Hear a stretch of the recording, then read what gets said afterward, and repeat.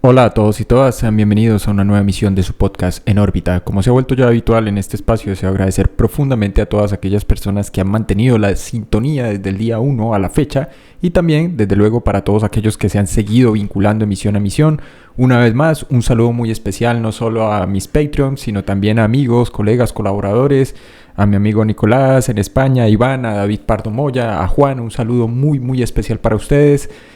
También desde luego en México al ingeniero Alonso González, también desde luego al licenciado David Cervantes, un saludo para Dimar y Sushey en Miami, un saludo muy especial para Elimar en Venezuela.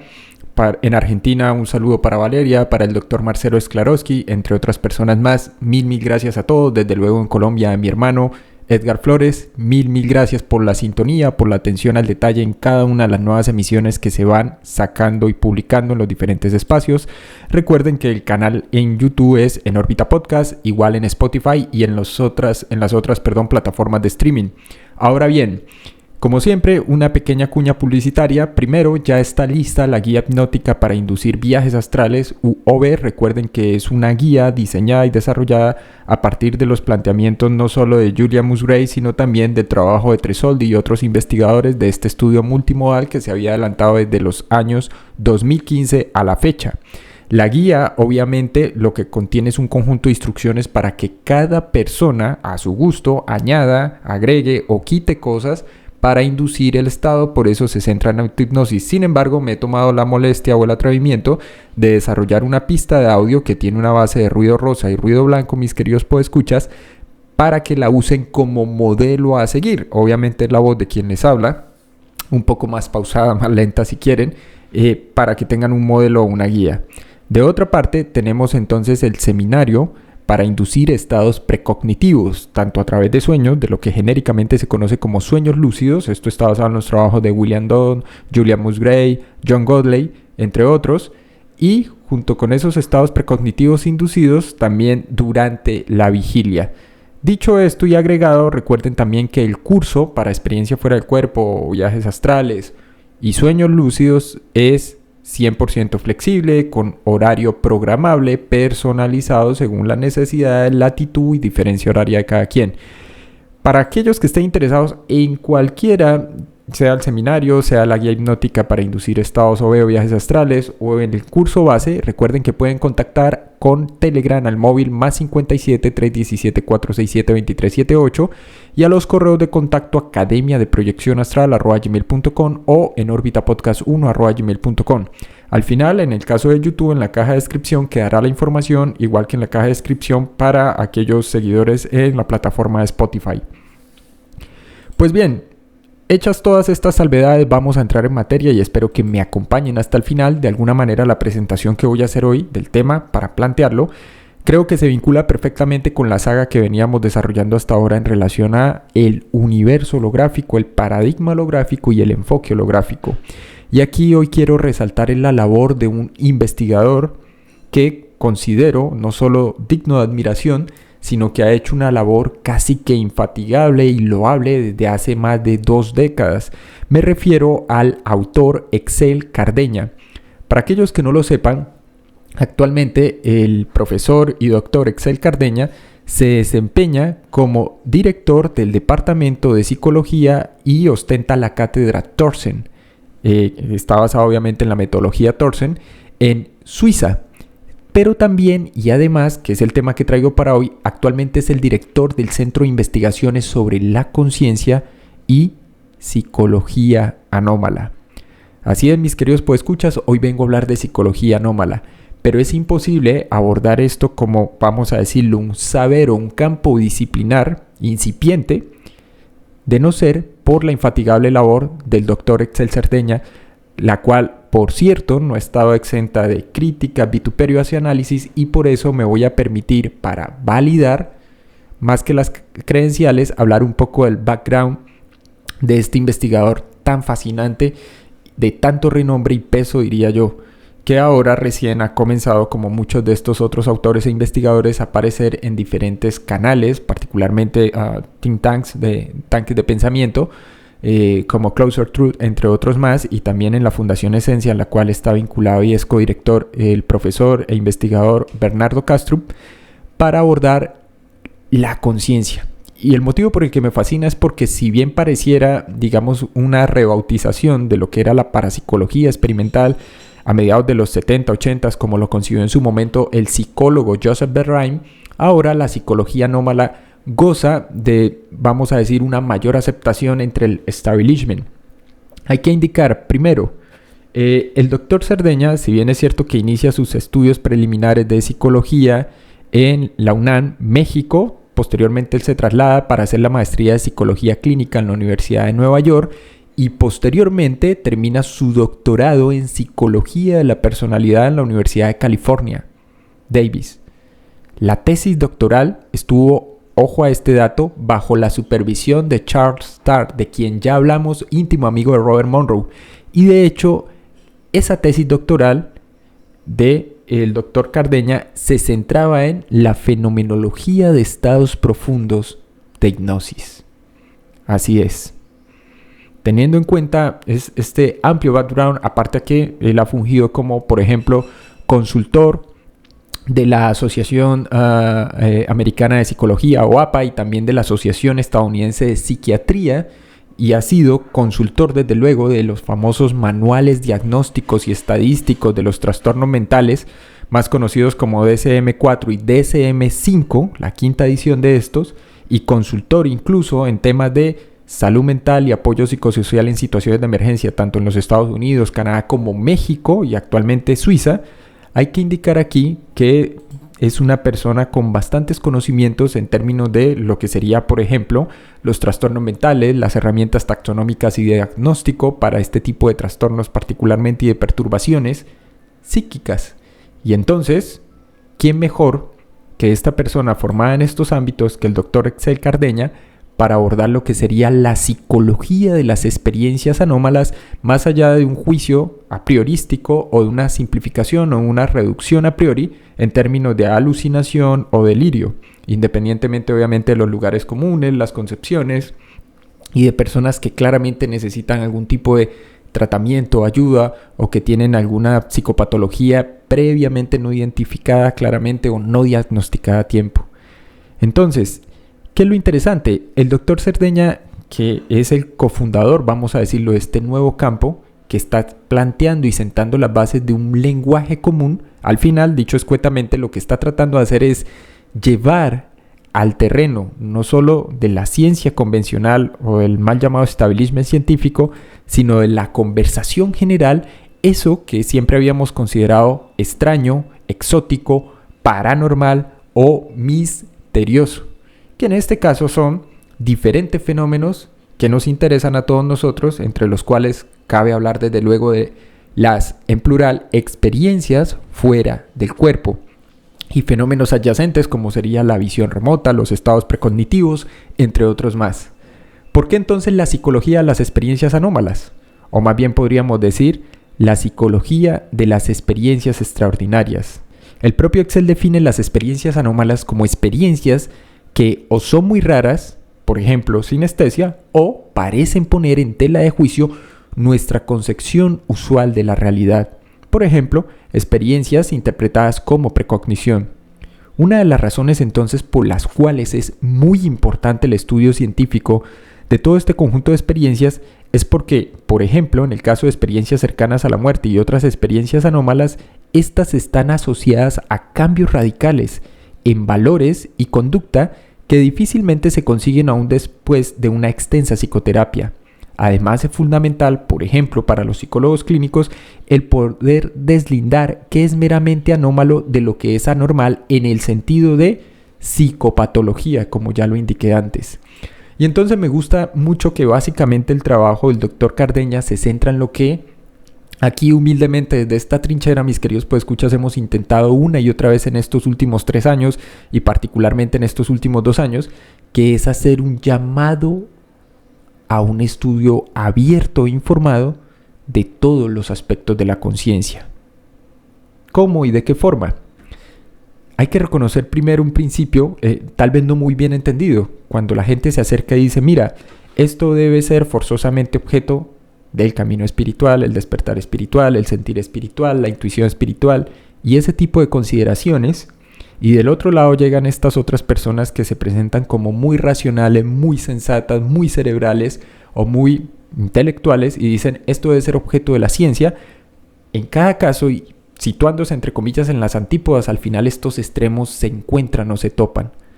Porque simplemente ahí es un juicio de valor basado en una suposición o en una mera creencia sobre lo que sea espiritual y sobre lo que es o no es ciencia. Y por eso es importante tener claridad.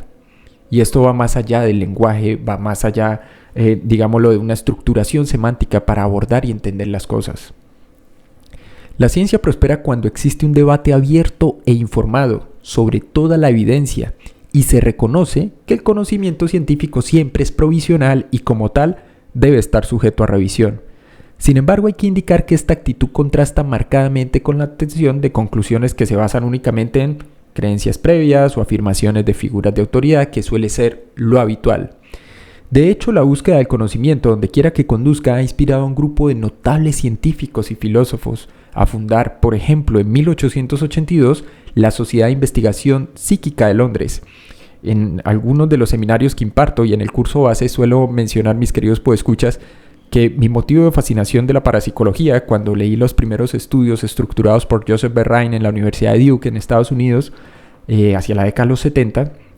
estaba vinculado justamente con el hecho de que era un intento, ojo a esto, un intento, más que de sistematizar, de abordar todo aquello que parecía quedar en las periferias de lo que era el marco y el alcance explicativo de los diferentes campos y saberes asociados con psiquiatría, psicología, neurología,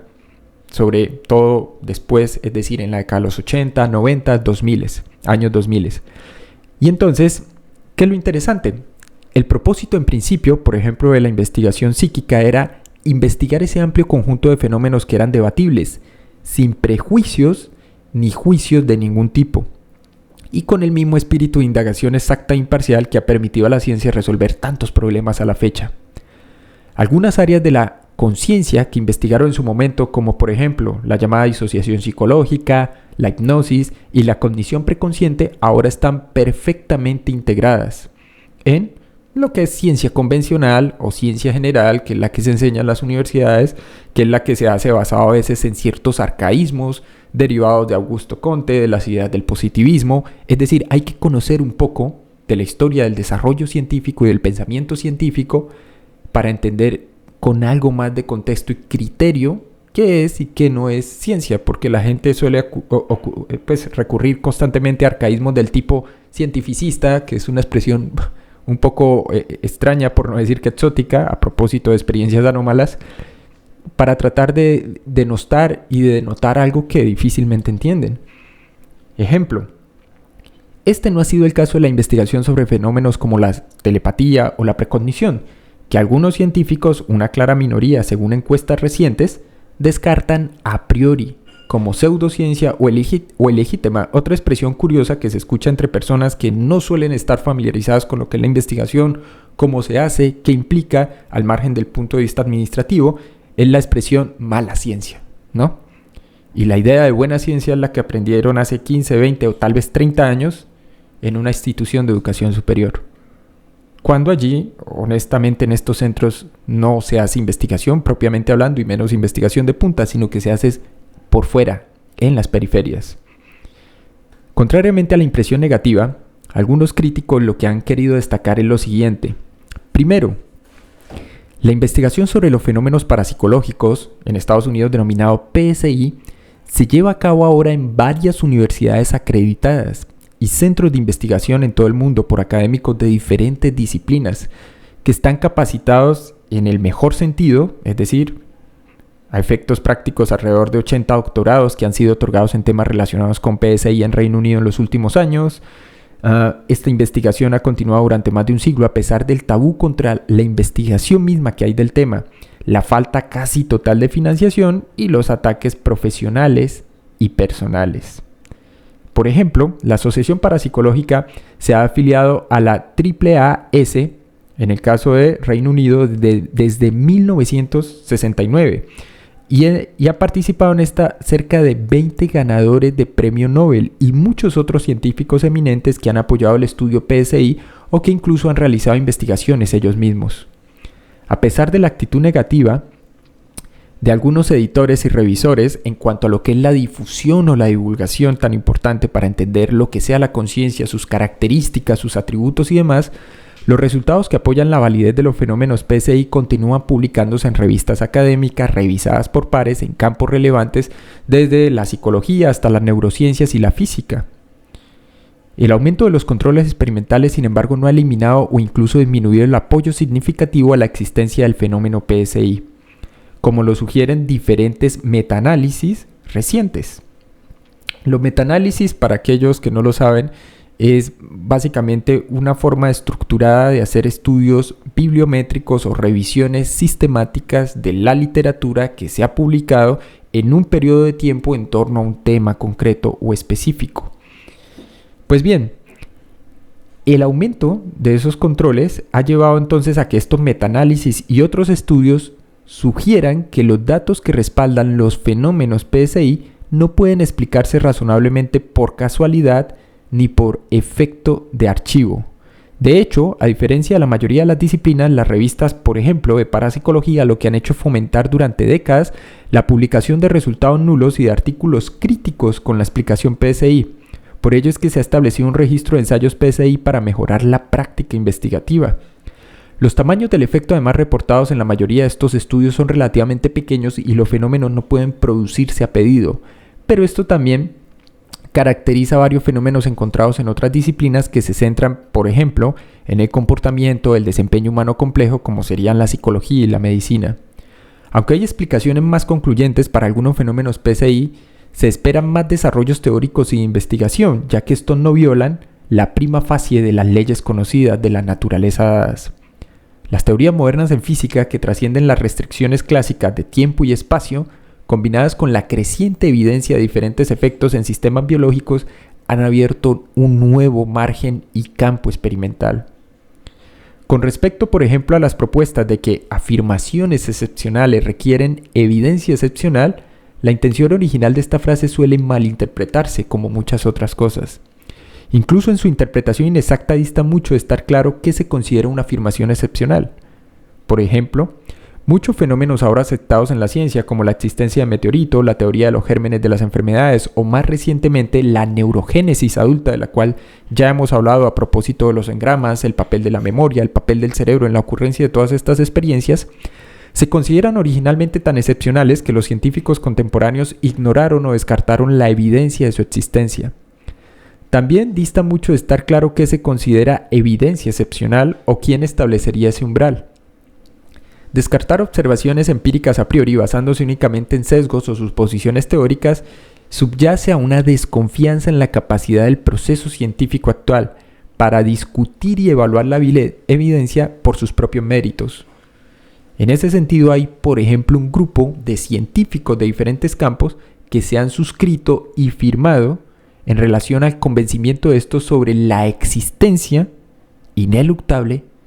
de la naturaleza PSI, o más bien de los fenómenos PSI, por tanto, de la imposibilidad de establecer márgenes claros frente a lo que sea la conciencia. La visión de la ciencia, afortunadamente, es la visión original por parte de estos firmantes, es decir, la ciencia como un proceso no dogmático, abierto, crítico, pero respetuoso, que requiere una consideración exhaustiva de toda la carga de prueba, como dirían los juristas, mis queridos podescuchas, al igual que cierta dosis de escepticismo hacia las suposiciones que ya sostenemos y hacia aquellos que las desafían. Un ejemplo de los firmantes, el profesor Daryl Bean, del cual ya hemos hablado aquí a propósito de experimentos con el tiempo, estados precognitivos, profesor emérito de psicología de la Universidad de Cornell, Estados Unidos, el mismo doctor Axel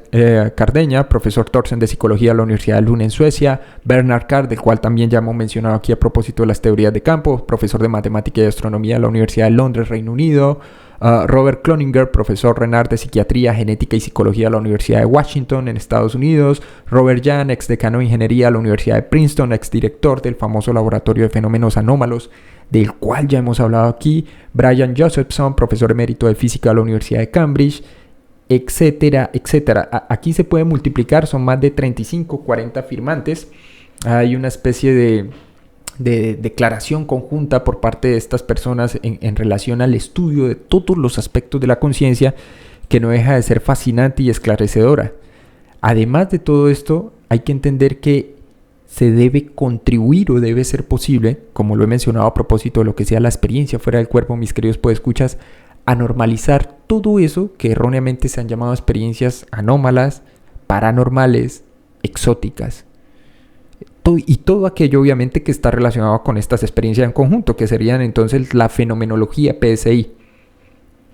En psicología y en psicología anómala, que es el campo que empieza sobremanera a llamar mi atención y el cual los invito a que revisen a partir de las investigaciones del doctor Excel Cardeña,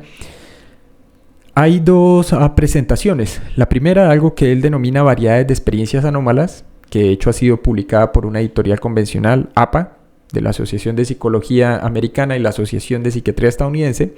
y otro conjunto de libros, artículos y presentaciones que tienen revisión por pares, en donde también se ha intentado dar cobertura a todas aquellas personas que trabajan en estos campos, coorganizando una convocatoria para un estudio informado y abierto de todas las experiencias PSI. Entonces, creo que nos hemos topado aquí con algo bastante interesante que vale la pena abordar. Pues bien, mis queridos podescuchas, esta es la primera parte de Psicología Anómala. Espero que haya sido del agrado de todos ustedes. Recuerden, están abajo en la caja de descripción los datos de contacto para el seminario, para el curso base o cualquier otra formación que deseen. Mil gracias a todos por escuchar y nos veremos en una próxima emisión.